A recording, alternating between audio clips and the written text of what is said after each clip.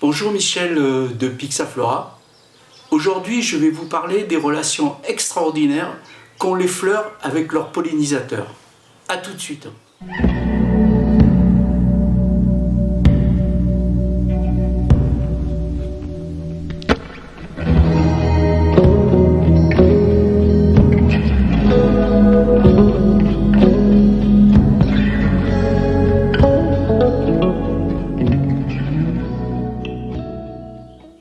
Comme vous le voyez, je suis entouré de lys. Ce sont des fleurs extraordinaires. Alors bien sûr, vous pouvez voir la beauté des pétales, des étamines jaunes, etc.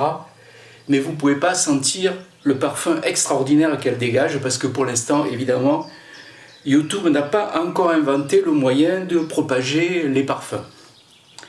Alors, je vais vous parler des fleurs parce que l'invention du monde vivant, des fleurs par le monde vivant, a été une révolution extraordinaire, une des plus grandes révolutions que le monde vivant ait faites. Les plantes, évidemment, par définition, elles sont immobiles. Fixées par leurs racines ou accrochées à des murs, elles ne peuvent pas bouger. Alors comment faire pour se multiplier, se propager? Alors évidemment, elles peuvent se propager, comme on dit, par marcottage, comme ça, les racines qui partent, bon. Mais c'est très limité. Alors, c'est là qu'est intervenue, durant l'évolution, une invention extraordinaire, c'est l'invention des fleurs. Donc les plantes, petit à petit, ont transformé leurs feuilles en pétales, en étamines, en pistils, et ont développé leur organe reproducteur, c'est-à-dire le pollen, les parties mâles et les parties femelles, sur les fleurs, ce qu'ils ont inventé les fleurs. Alors il y a deux types vraiment de fleurs qui ont été inventées. Parce qu'il y a eu deux types vraiment de propagation des plantes. Il y a eu les fleurs très simples, qui se sont servies du vent pour se propager. Donc elles sont minuscules, le pollen est emporté par le vent, et il y a beaucoup de profusion de pollen, et le vent emporte le pollen sur d'autres fleurs, sur les parties femelles des autres fleurs. C'était un moyen de propagation. C'est le moyen qu'a utilisé notamment, par exemple, les graminées. Alors évidemment, comme le vent n'a pas besoin d'être séduit, c'est quelque chose de naturel. Les les plantes qui ont utilisé ce mode de moyen de propagation ont des fleurs insignifiantes, très petites. D'ailleurs, certains pensent même que, par exemple, les graminées ne font pas de fleurs, ce qui est faux. Mais là où ça a été extraordinaire, là où l'invention a été extraordinaire, c'est lorsque les plantes ont décidé, entre guillemets, de se servir des animaux pour se propager, pour se multiplier. Donc, pour attirer les animaux, essentiellement des insectes, mais aussi des petits mammifères, des chauves-souris, des oiseaux, il a fallu qu'elles deviennent séduisantes. Séduisantes pour eux, pas pour nous. C'est là qu'elles ont donc développé les fameuses fleurs qu'on peut voir ici, plus ou moins extraordinaires. Alors, elles ont utilisé plusieurs stratagèmes. Le premier, c'est la couleur, c'est-à-dire que les fleurs sont de très belles couleurs pour attirer soit les oiseaux, soit les insectes, etc. Alors, par exemple, les plantes qui voulaient attirer les insectes nocturnes, elles ont plutôt développé des fleurs blanches, claires, qui se voyaient mieux à la tombée de la nuit, dans une forêt par exemple, et en général, les autres fleurs en plein soleil avaient des couleurs plus vives.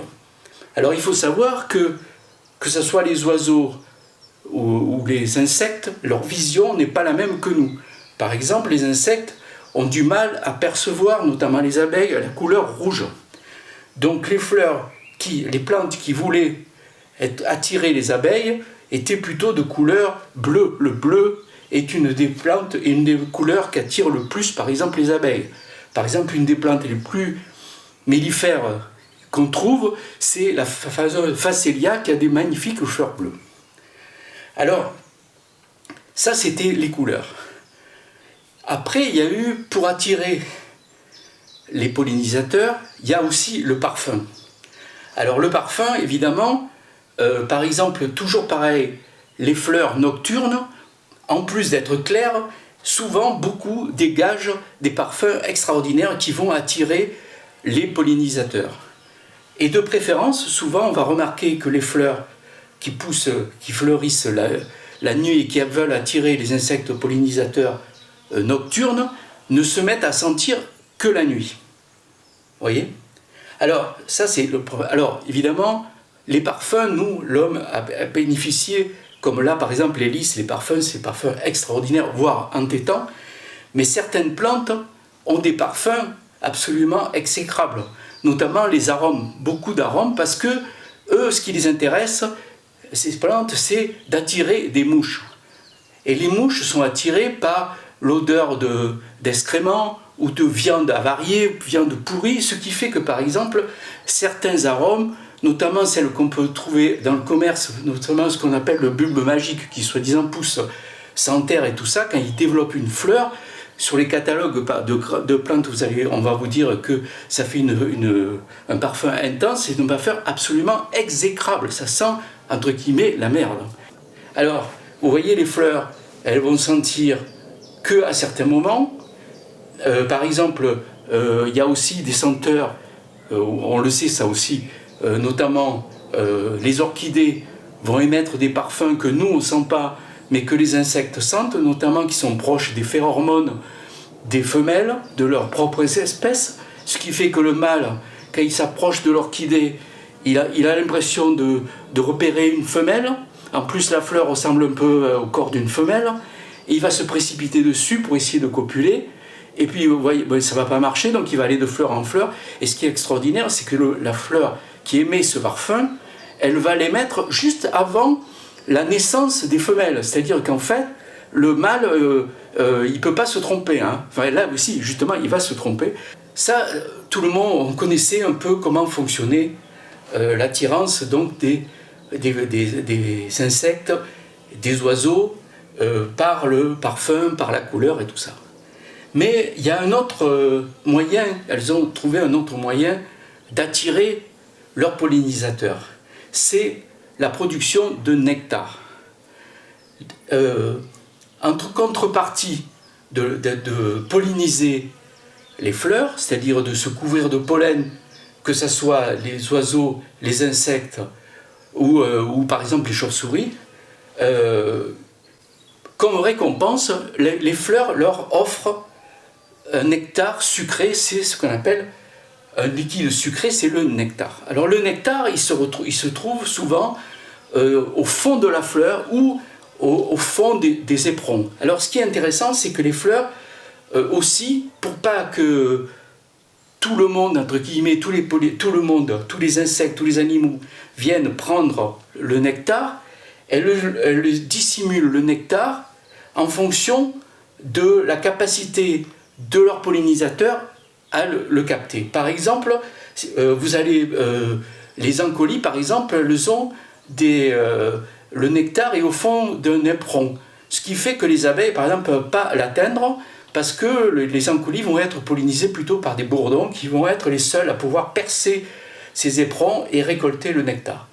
C'est là aussi que, par exemple, intervient la fameuse découverte de Darwin. Darwin avait découvert à Madagascar une orchidée, la Graecum sesquipétale, qui avait un éperon qui faisait à peu près 30 cm de long, et au fond de cet éperon, il y avait du nectar sucré.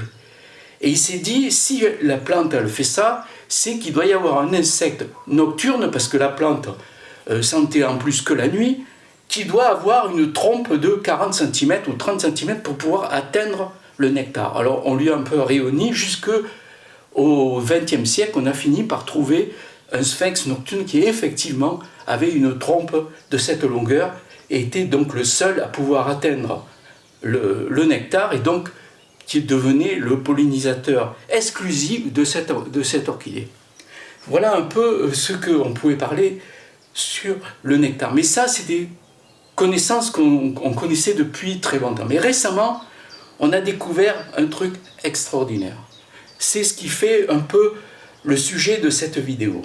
On s'est rendu compte que les plantes étaient sensibles au son. Qu'en fait, entre guillemets, les plantes avaient des oreilles.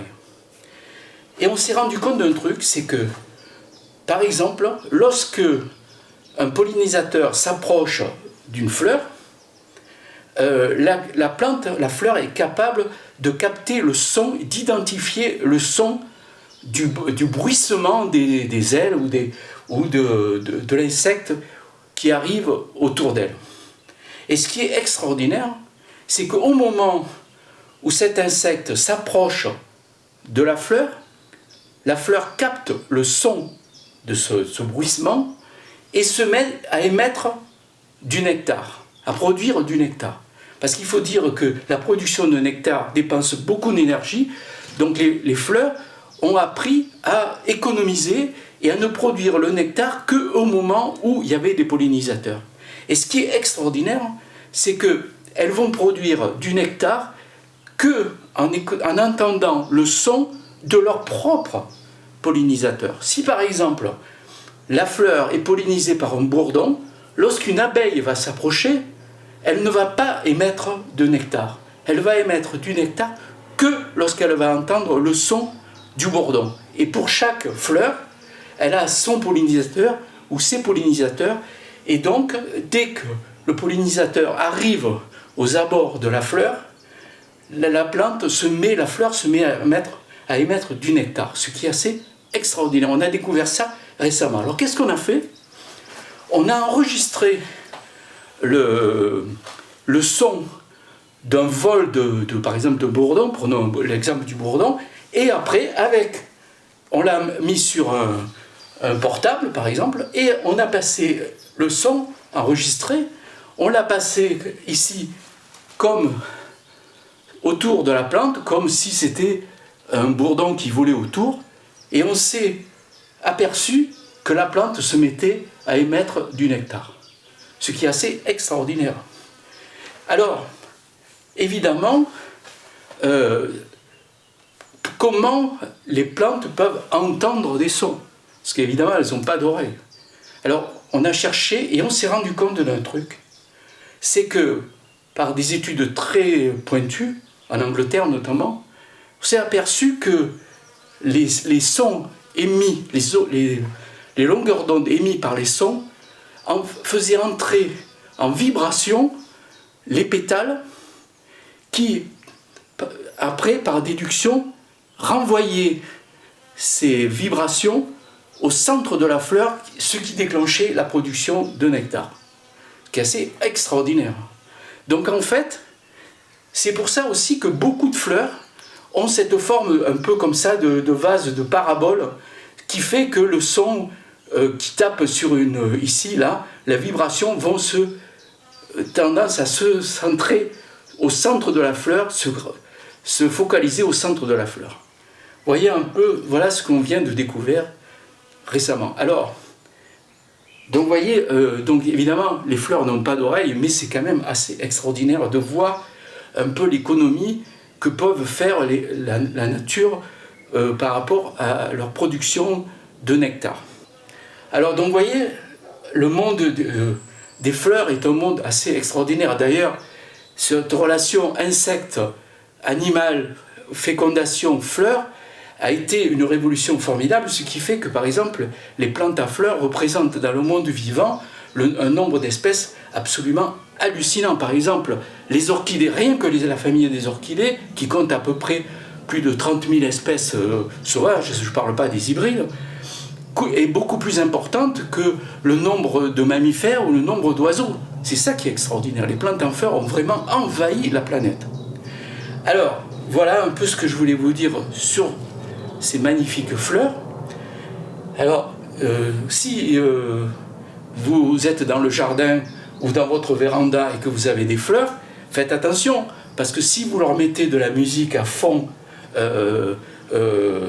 notamment du hard rock, elles ne vont pas être capables de capter l'arrivée de leurs pollinisateurs, du bruissement de leurs pollinisateurs, et donc elles ne vont pas pouvoir produire du pollen, alors c'est vrai, du nectar. Alors c'est vrai qu'à un moment, on avait dit qu'il y avait certaines musiques qui aidaient à la pousse des fleurs, ça c'est pas vrai. Simplement le fait de mettre des sons très forts au niveau des fleurs, peuvent perturber la production de nectar. Alors, est-ce qu'elles entendent autre chose? Est-ce que les fleurs sont capables, par exemple, de repérer l'humain, le bruit d'un sécateur au moment où on va couper la fleur? Ça, on ne sait pas. Il y a encore beaucoup de choses à découvrir, notamment des relations du son avec les végétaux. Voilà, donc faites attention, hein, ne leur mettez pas trop de hard rock, et quand vous les coupez, faites attention, peut-être qu'elles vont vous repérer. D'ailleurs, il y a un truc qui est étonnant, c'est que souvent, dès qu'on coupe les fleurs, et qu'en bouquet, les fleurs se mettent à arrêter de sentir, on a remarqué ça. Voilà, c'était une petite vidéo sur les fleurs, ont-elles des oreilles? Elles n'ont pas d'oreilles, mais enfin, elles entendent ce qui se passe autour d'elles dans leur environnement. Voilà ce que je voulais vous dire. J'espère que cette vidéo vous a plu. Pensez à mettre des likes, à vous abonner. Et on se retrouve bientôt pour de nouvelles histoires extraordinaires sur le monde vivant et notamment le monde végétal. À bientôt.